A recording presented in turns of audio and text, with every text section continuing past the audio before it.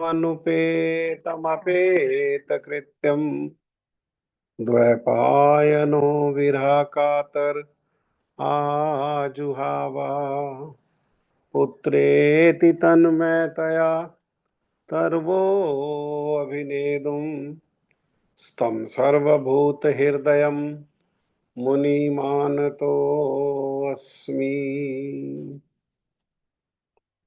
हे कृष्ण करुणा सिंधु दीनबंधु जगतपते गोपेश गोपिका कांत श्री राधा कांत नमस्तुते। तप्त कांचन गौरांगी श्री राधे वृंदावनेश्वरी वृषभानुसुते देवी प्रणमामि हरिप्रिया।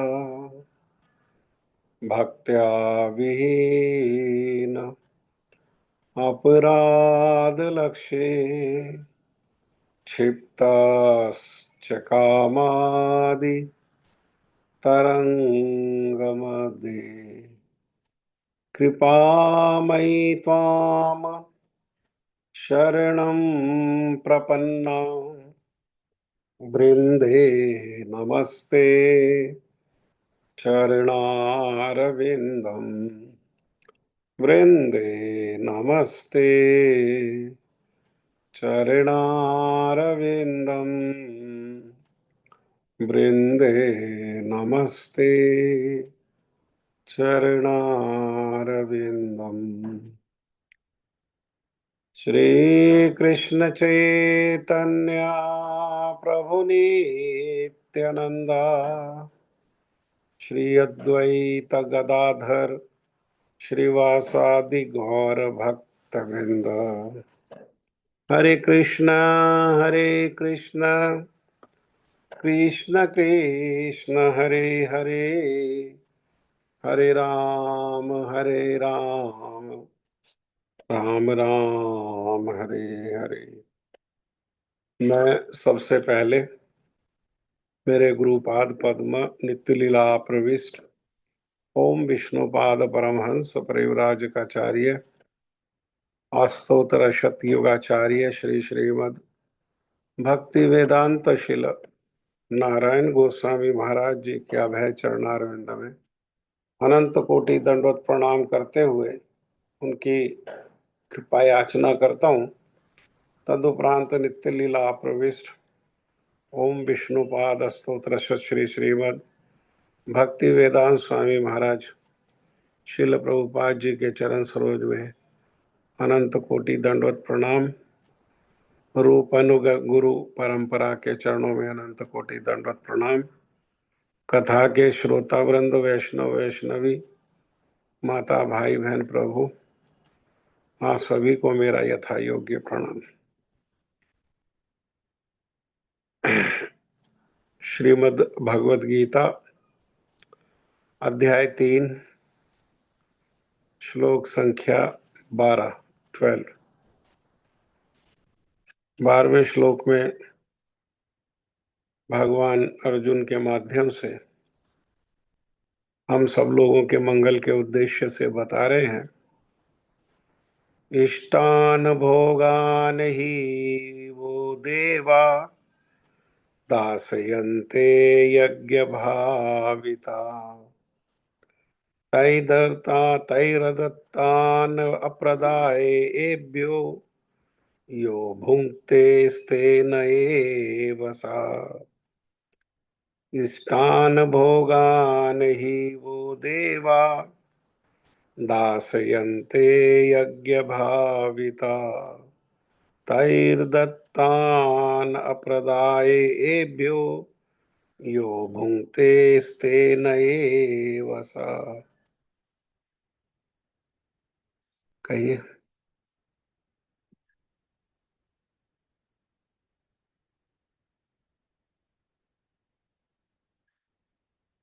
हरे कृष्ण प्रभु जी। हरे कृष्णा जी। इष्टान भोगान ही वो देवा दास्यन्ते यज्ञ भावितः तैर्दत्तान प्रदायेभ्यो यो भुङ्क्ते तेन एव सः। तैर्दत्तान् अप्रदायेभ्यो तैर्दत्तान् अप्रदायेभ्यो यो भुङ्क्ते तेन एव सः। Very good.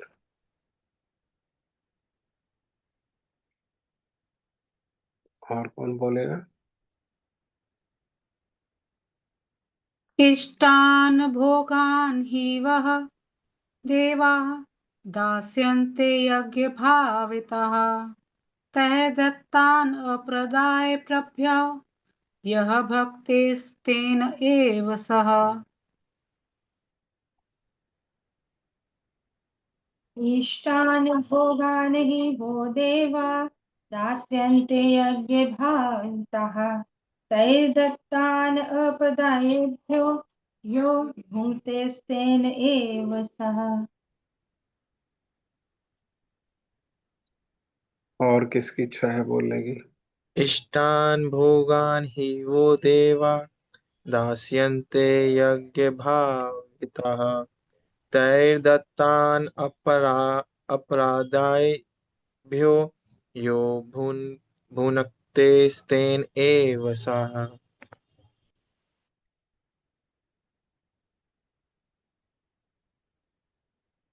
हम्म।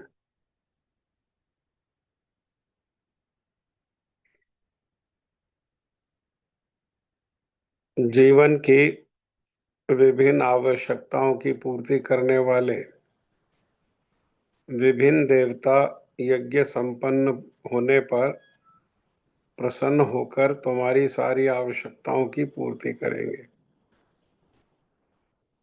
किंतु जो इन उपहारों को देवताओं को अर्पित किए बिना भोगता है वह निश्चित रूप से चोर है। हमारे जीवन की क्या क्या आवश्यकताएं हैं? हमारा शरीर की देखो मूल आवश्यकताएं हैं जिनसे ये शरीर बना हुआ है, वही हमारी मूल आवश्यकताएं हैं। क्योंकि मिट्टी के घर की लिपाई मिट्टी से होती है। मिट्टी के घर की लिपाई सीमेंट से या बदरपुर से नहीं हो सकती है। तो हमारा शरीर किस चीजों से मिलकर के बना है? तो 5 चीजों से मिलकर के बना है। क्षिति जल पावक गगन समीरा पंच रचित अति अधम शरीरा। क्षिति का अर्थ है पृथ्वी, पृथ्वी जल अग्नि वायु और आकाश, यही 5 चीजों हमारी आवश्यकता है। शरीर के स्तर पर बात हो रही है। पृथ्वी का अर्थ क्या है? पृथ्वी से उगने वाले जो हैं वो अन्न है, फल है, शाक है, और इस अन्न फल शाक को खा करके दूध देने वाले पशुओं से जो दूध मिलता है वो है, और फिर चीनी आदि है। और ये तो हो गया शाकाहारी जीवों के लिए। तो मांसाहारी जो शाकाहारी खाते ही नहीं है, उनके शरीर की आवश्यकता कैसे पूरी होगी? उनके शरीर की आवश्यकता भी मूलतः ये पृथ्वी पर ही आकर्षित है, आश्रित है। क्योंकि पृथ्वी से प्राप्त होने वाले जो अन्न साग सब्जी फल है ना, ये सब है, इस सबको शाकाहारी जीव खाएंगे और मांसाहारी जीव क्या करेंगे? मांसाहारी जीव उन शाकाहारी जीवों को खाएंगे। हाँ, वेद में कहा गया जीवो जीवस्य जीवनम। एक जीव दूसरे जीव का जीवन है, या कहें तो एक जीव दूसरे जीव को खाकर ही इस संसार में जीवित रहता है। तो ये 5 चीजें हमारी आवश्यकता है। पृथ्वी है, जल है, आकाश है, हाँ, वायु है, प्रकाश है, तो ये भगवान कह रहे हैं ये सारी चीजें किससे मिलती हैं? ये सारी की सारी चीजें देवता देते हैं। लेकिन देवता देंगे कब? जब देवताओं को प्रसन्न किया जाएगा। और देवता प्रसन्न कैसे होते हैं? तो देवता प्रसन्न होते हैं देवताओं के उद्देश्य से किए जाने वाले यज्ञों के द्वारा। हाँ? तो देवताओं के लिए यज्ञ किया और देवताओं से वो वस्तुएं हमें प्राप्त हो गई। लेकिन जो देवताओं को दिए बिना उनको खाएगा वो चोर है। क्यों क्यों? अगले श्लोक में बताया कि भुंजन्ते ते त्वघम पाप, वो पाप खाते हैं। देवताओं को दिए बिना जो खाते हैं वो पाप खाते हैं। या दूसरे शब्दों में कहें, देवताओं को देकर के खाने से, क्योंकि देवताओं के द्वारा वो प्रदान किया गया और देवताओं को दे करके अर्थात देवताओं के लिए यज्ञ करके फिर खाने से पाप नहीं लगते। पाप जो है वो नहीं होता है। और पाप नहीं होता है तो धीरे धीरे धीरे धीरे वो कैवल्य मुक्ति की ओर जीव जो है वो बढ़ जाता है। हाँ, अर्थात ब्रह्म ज्योति में लीन हो जाता है। परंतु हमारा उद्देश्य तो कैवल्य मुक्ति नहीं है, उस प्रकार का मोक्ष नहीं है। जीव का मुख्य उद्देश्य क्या है? मनुष्य जीवन का विशेषकर मनुष्य जीवन का उद्देश्य है ये प्रेम की प्राप्ति। और देवताओं को देने से भगवान का प्रेम नहीं मिलेगा। हाँ, ये बात तो ठीक है, पाप नहीं होगा। लेकिन देवताओं को देने से प्रेम नहीं मिलेगा। तो क्या ऐसा कोई उपाय है जिससे पाप भी ना लगे और भगवत प्रेम भी मिल जाए? हाँ, ऐसा उपाय है। ये सारे के सारे देवता भगवान के विराट शरीर के अंग हैं। ये सारे के सारे देवता अर्थात भगवान पर ही आश्रित है। अगर भगवान को दे करके खाया जाए, अर्थात भगवान को भोग लगा करके खाया जाए, प्रसाद रूप में भगवान के उचिष्ट को प्राप्त लिए लेने के रूप में भोग लगा करके अगर पाए तो क्या होगा? तो भगवान के सारे अंगों को वो मिलेगा। तो भगवान के सारे अंगों को मिलेगा तो देवताओं को भी मिलेगा। भगवान संतुष्ट होने से प्रेम मिलेगा, सेवा मिलेगी। देवता संतुष्ट होने से पाप नहीं होगा। इसीलिए क्या करना चाहिए? इसीलिए भगवान को भोग लगा करके ही पाना चाहिए, भगवान को देना चाहिए। क्योंकि सब देवताओं के भी जो मूल हैं वो भगवान है। हाँ? तो देवताओं को देते कैसे हैं? तो देवताओं के देने के लिए शास्त्रों में पंच महायज्ञ की चर्चा की गई है। हाँ? क्योंकि कर्म को नहीं करने से, जो नियत कर्म है उसको नहीं करने से दोष होता है। तो कर्म क्या है कि भाई देवताओं के लिए यज्ञ करो। तो देवताओं के लिए यज्ञ नहीं करेंगे तो क्या होगा? देवताओं को यज्ञ के माध्यम से नहीं देंगे, आहुति के माध्यम से नहीं देंगे तो उससे दोष लगेगा। वो दोष क्या है? वो पाप है। पाप जब फलित होगा तो वो दुख और कलेश के रूप में आएगा। क्योंकि देवताओं के द्वारा प्रदत्त वर्षा आदि से अन्न आदि का, हाँ, बाकी सबके लिए क्या कह दिया गया? आदि, अन्न मूल। क्योंकि कलयुग में विशेषकर प्राण कहाँ है? कलयुग में प्राण अन्न में है। इसलिए अन्न को प्रमुखता से कह करके बाकी के लिए क्या कह दिया? साग सब्जी फल आदि के लिए क्या कह दिया? आदि कह दिया। तो जो अन्न आदि का उत्पादन कर पंच महायज्ञों के द्वारा देवताओं को बिना दिए उनका भोग करता है, वो क्या है? वो निश्चित रूप से चोर है। तो पंच महायज्ञ जो है वो गुरुदेव बता रहे कि गरुड़ पुराण में उनकी चर्चा है।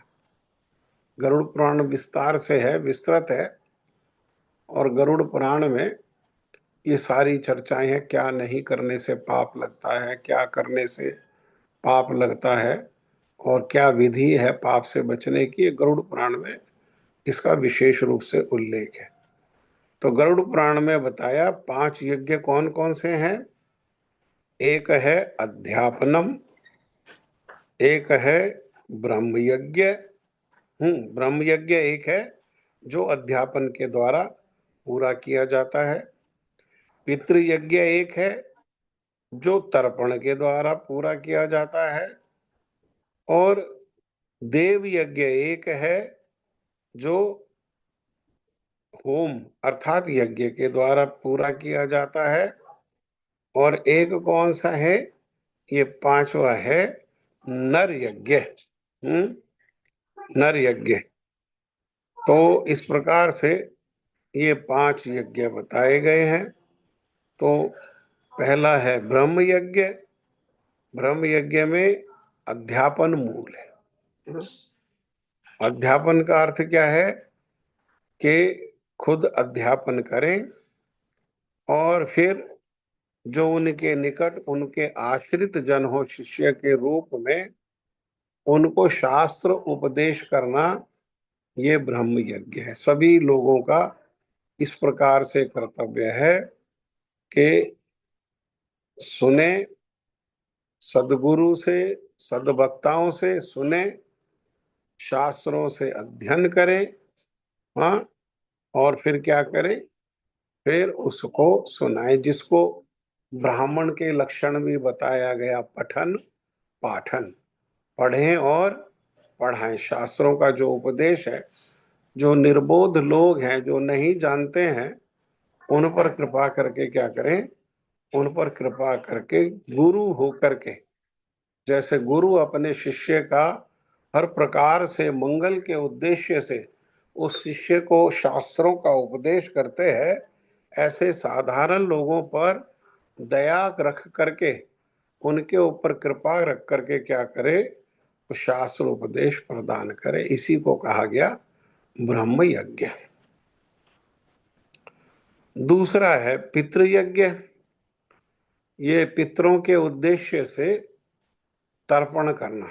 हाँ, तर्पण आदि जो है ये पितरों के उद्देश्य से क्या है? ये पितृयज्ञ है।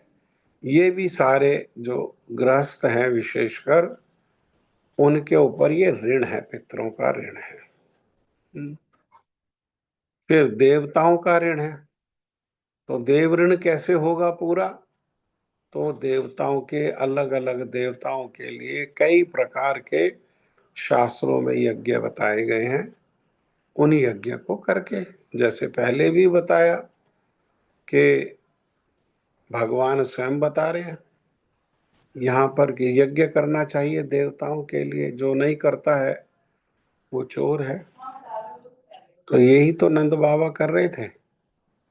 नंद बाबा यही तो कर रहे थे, हाँ, कि इंद्र जो है उसको प्रसन्न करेंगे और इंद्र प्रसन्न होकर के क्या करेंगे?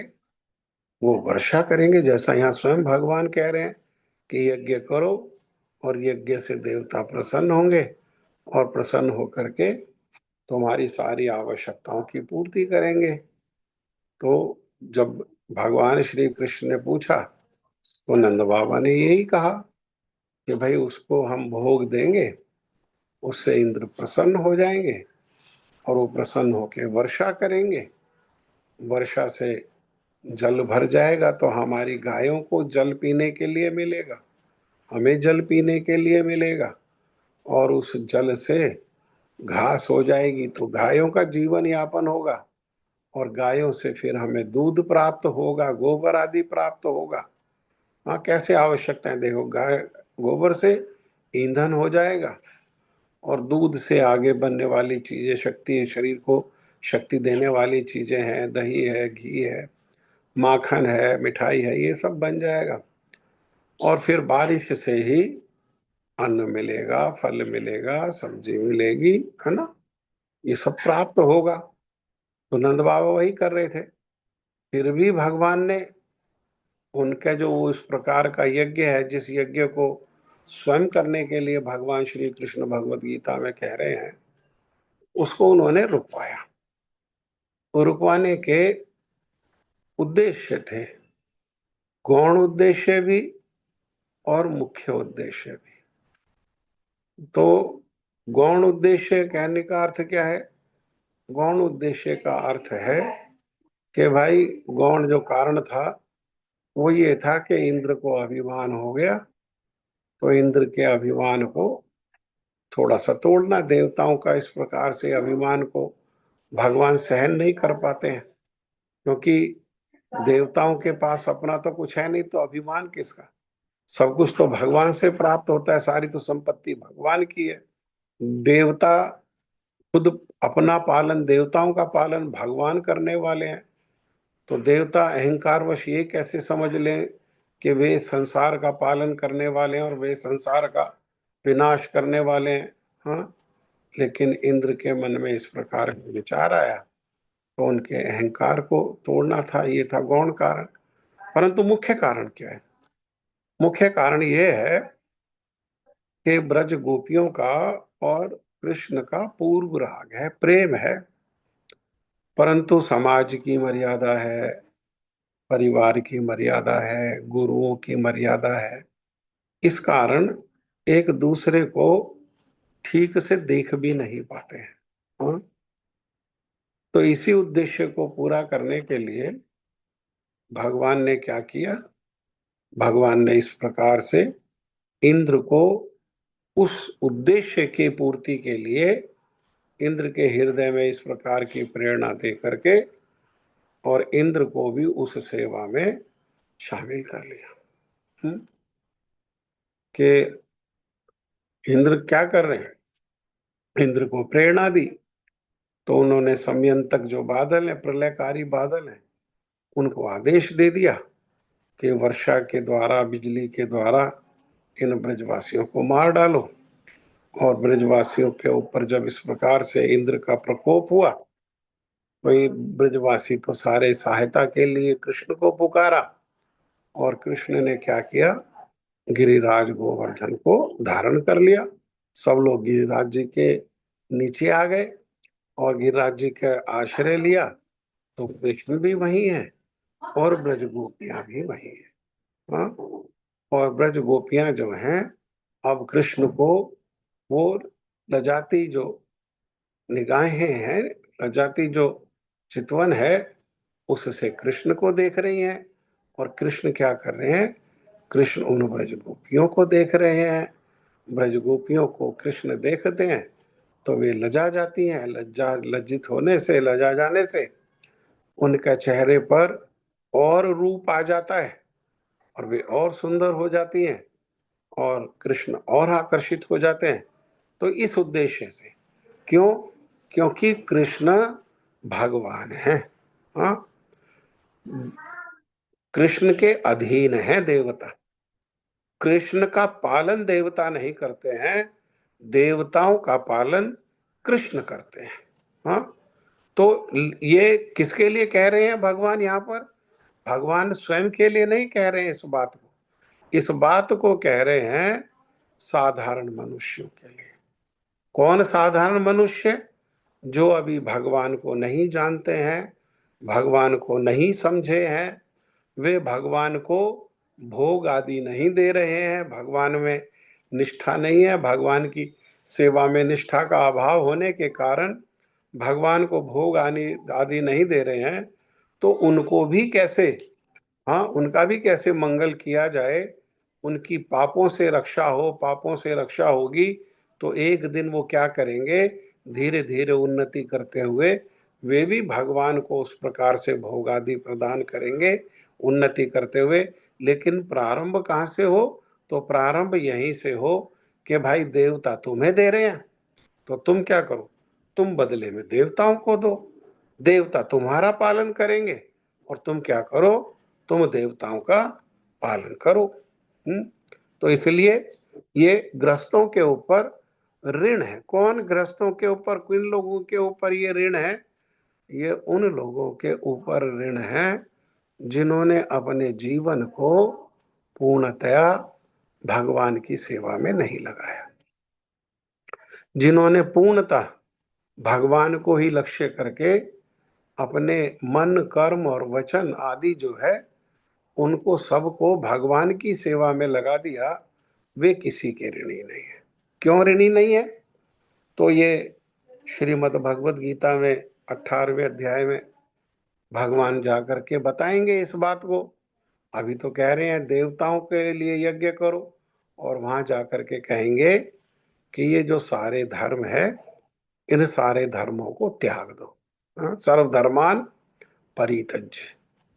तो सारे धर्मों को त्याग करके क्या करो? माम एकम शरणम व्रज। अरे किसी के यहाँ जाने की जरूरत नहीं है, मेरी ही शरण में आ जाओ। अहम त्वाम सर्व पापेभ्यो। तो देवताओं को नहीं करेंगे तो यहाँ कहा ना चोर है तो पाप लगेगा। तो उस पाप को निवारण कैसे होगा? तो भगवान कह रहे हैं देवताओं को नहीं देने पर, देवताओं के लिए यज्ञ आदि नहीं करने पर, पितरों को नहीं देने पर, हाँ, तो तुम्हें जो पाप लगेगा उसे चिंता नहीं करो। अहम त्वाम सर्व पापेभ्यो। मैं तुम्हें सारे पापों से तुम्हारी रक्षा कर लूंगा, सारे पापों का मैं विनाश कर दूंगा। क्यों? किस प्रकार से? तो गुरु जी बड़ा सुंदर उदाहरण से समझाते हैं कि जैसे देवताओं के देने पर साधारण मनुष्य देवताओं के ऋणी है, इसलिए देव ऋण है। तो देव ऋण में देवताओं के लिए होम करना चाहिए, परंतु वे देवता भगवान के ऋणी है। हाँ, और जिसने भगवान के चरणों का पूर्ण रूप में आश्रय कर लिया तो क्या होगा? तो वो देवता उसको कष्ट नहीं दे सकते, दोष नहीं दे सकते, क्योंकि वे देवता उन भगवान के ऋणी है। तो गुरु जी समझाते हैं जैसे एक व्यक्ति किसी फैक्ट्री में काम करता है, तो दूसरे फैक्ट्री वाले व्यक्ति ने उससे कहा कि तुम वहां से काम छोड़ दो और मेरे यहाँ काम करो। तो इस व्यक्ति ने कहा नहीं, मैं वहां से काम छोड़ के आपके यहाँ नहीं आ सकता, क्योंकि मैंने वहां से 2 लाख रुपया ऋण लिया हुआ है। जब तक उसका 2 लाख रुपया नहीं लौटा दूंगा तब तक मैं विवश हूं उसकी सेवा करने के लिए, उसी के यहाँ काम करने के लिए। तब जो दूसरी फैक्ट्री वाला था जिसने इसको व्यक्ति को बुलाया, उसने कहा कि तुम चिंता नहीं करो, अरे वो जो जिसके तुम 2 लाख रुपए के ऋणी हो वो मेरे 50 लाख रुपए का ऋणी है, उसने मेरा 50 लाख का ऋण देना है। मैं उससे कह दूंगा तुम्हारे 2 लाख रुपया काट करके और 48 लाख रुपया मुझे दे देगा। हाँ, तो तुम आ जाओ, चिंता नहीं करो, तुम्हारा ऋण नहीं है, तुम उसके ऋणी नहीं हो। मैं तुम्हारा ऋण क्या करूंगा? मैं तुम्हारा ऋण चुका दूंगा। हाँ? ऐसे ही हम लोग तो देवताओं के ऋणी हैं, लेकिन देवता भी और हम भी मूल रूप में भगवान के ऋणी हैं। हाँ? भगवान किसी के ऋणी नहीं है, और जो भगवान के चरणों को पूर्णतः आश्रय ले लेता है वो भी किसी का ऋणी नहीं रह जाता है। हाँ? भगवान के सब ऋणी होने के कारण जिसने भगवान को आश्रय लिया वो भी किसी का ऋणी नहीं है। और फिर आगे कहा, चौथा 3 हो गया, ब्रह्म यज्ञ हो गया, पितृ यज्ञ हो गया और देव यज्ञ हो गया, और फिर भूत यज्ञ। भूत मने जीव, हमें भगवान ने भूत कहा हम लोगों को। ममे वंशो जीव लोके जीव भूत सनातना, हमें भूत कहा गया। हाँ, तो भूत यज्ञ मतलब साधारण लोगों के यज्ञ, तो कह रहे हैं बलि के द्वारा। लेकिन बलि वास्तव में क्या है? लोग तो समझते हैं कि बलि का अर्थ है पशु और मनुष्यों का हिंसा युक्त बलि, गला काटना, ये बलि समझते हैं। लेकिन श्रीमद् भागवतम में 11वें स्कंद में के 5वें अध्याय के 11वें श्लोक में ये बताया गया बलि क्या है। बलि का अर्थ है देवताओं के उद्देश्य से अन्न, जल, फल, फूल या पशुओं का, जीवित पशुओं का, जैसे गाय का दान है ना, इसी पशुओं का दान रूपी आलंबन ही क्या है, वो बलि का तात्पर्य भागवत इस प्रकार से कहता है। हाँ, तो बलि देना मतलब जीवों के उद्देश्य से, देवताओं के उद्देश्य से अन्न का दान करना, जल का दान करना, फल का दान करना, फूल का दान करना और पशुओं का दान करना, ये बलि है। इससे भूत यज्ञ जो है वो पूरा हो जाता है।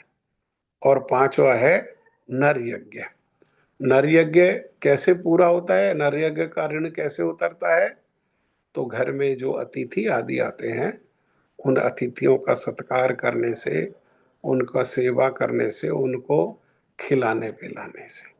ये साधारण लोगों के लिए ये 5 महायज्ञ जो है ये आवश्यक है। अगर वो 5 महायज्ञ नहीं करते हैं तो उनको पाप लगता है, और जो इस प्रकार से 5 महायज्ञ करते हैं उनको पाप नहीं लगता है।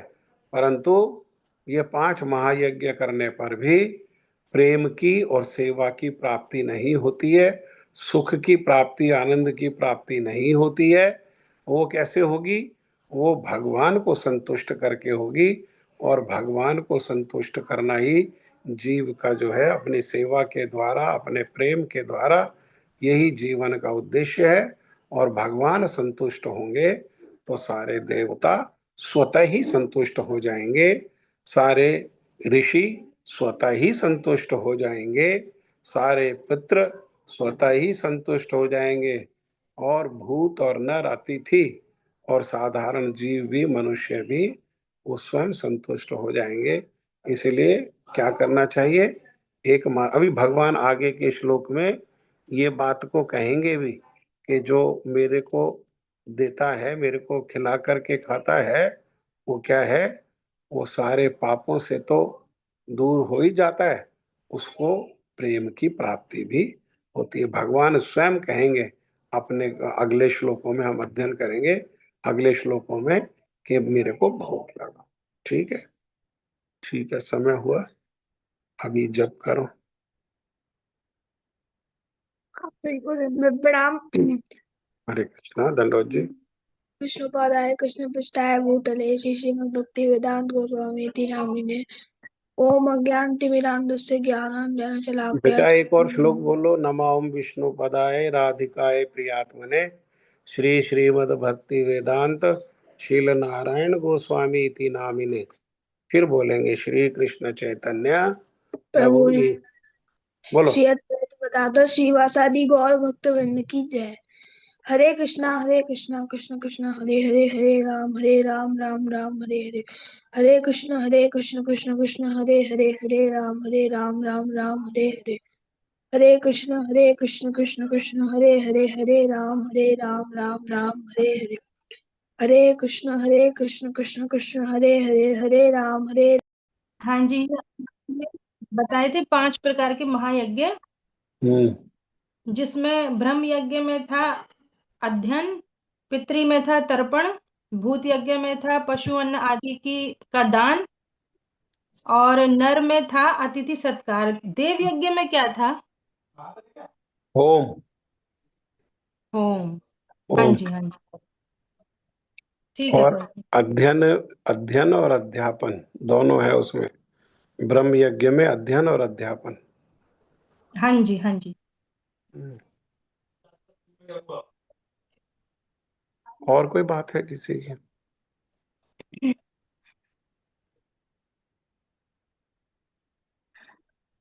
चलिए, कोई प्रश्न नहीं है किसी का तो जय ध्वनि दो, जिनकी बारी है जय ध्वनि देने की। हरे कृष्ण प्रभु जी, दंडवत प्रणाम। हरे कृष्ण। धन्यवाद जी।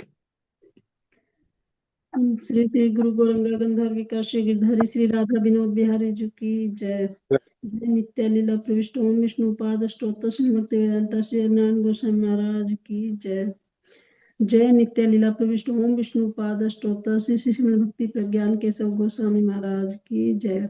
जय नित्य लीला प्रविष्ट ओम विष्णु पाद अष्टोत्तर श्री श्री भक्ति सिद्धांता सरस्वती गोस्वामी प्रभुपाद जी की जय।